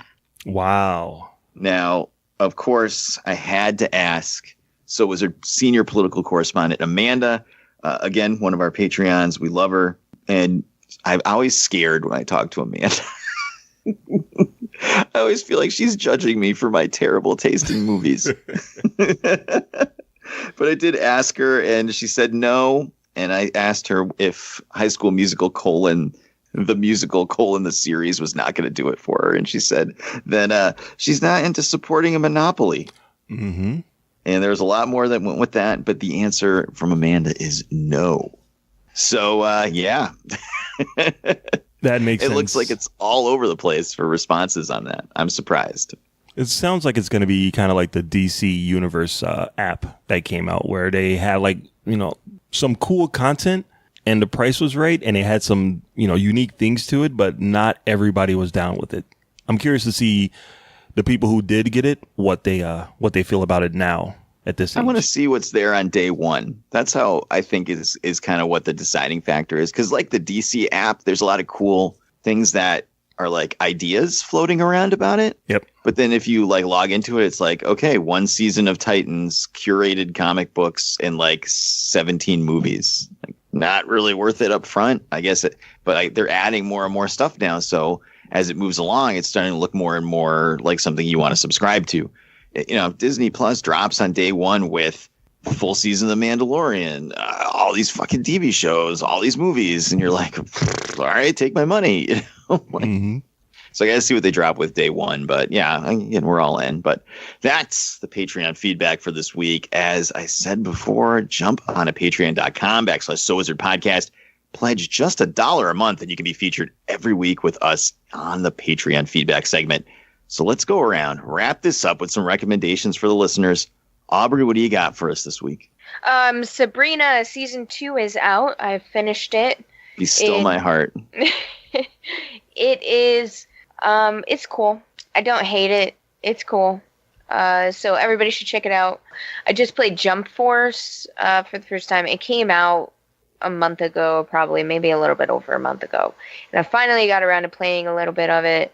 It's kind of different than how it was advertised. It was advertised as an anime fighting game, and it is, but you create your own character in it, and you are your own anime character. And Goku's voice is really fucking funny. So, yeah, those are my recommendations. Wait, it's based on what? What kind of cartoon is it based on? Why don't you understand that anime belongs in the trash? I was worried we weren't going to get it in this week, so. You try to get it in every week. Excellent. How about you, Marcellus? What do you got for the listeners out there? If you are a fan of Cowboy Bebop like I was, there was another show by the same director called Samurai Champloo, which is amazing. It's another amazing anime. Why don't you understand that anime belongs in the trash?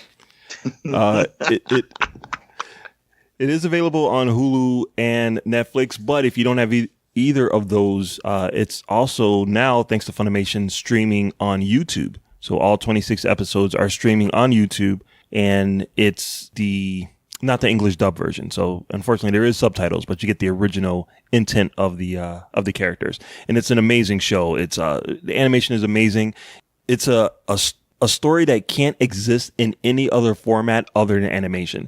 There's an incredible blend of samurai and hip hop that's like melded together that you couldn't turn this into a TV show. You couldn't make it into a movie. The only way that this story really works is in this format. So, it's an amazing anime, and it's free on YouTube. So check it out. All 26 episodes. Samurai Champloo.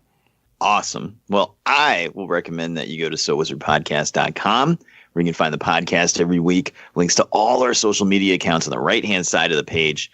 Streaming picks, movie reviews, so much more. SoWizardPodcast.com. Don't forget to subscribe to us on iTunes, Spotify, Podcoin, or just about any other podcatching app under the sun. Search So Wizard Podcast. We'll be there. Check out our Patreon page, patreon.com/SoWizardPodcast.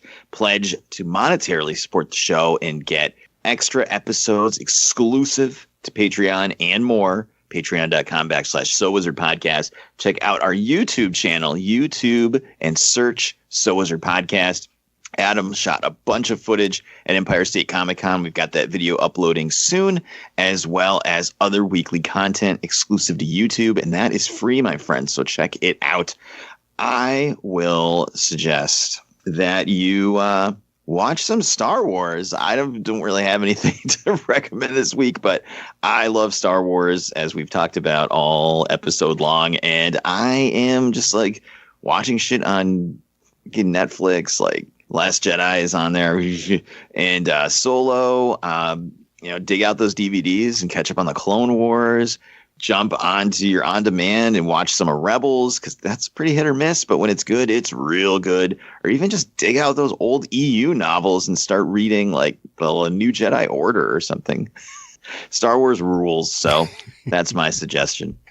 Now, in terms of next week, I have no freaking idea what we're going to talk about, because we're really tired from Empire State Comic-Con and we haven't planned that far ahead. But you can come join us. But that's going to do it for episode number 245 of the So Wizard Podcast. I've been your host, Joey DiCarlo. My co-hosts have been the queen of all nerds, Aubrey Litchfield.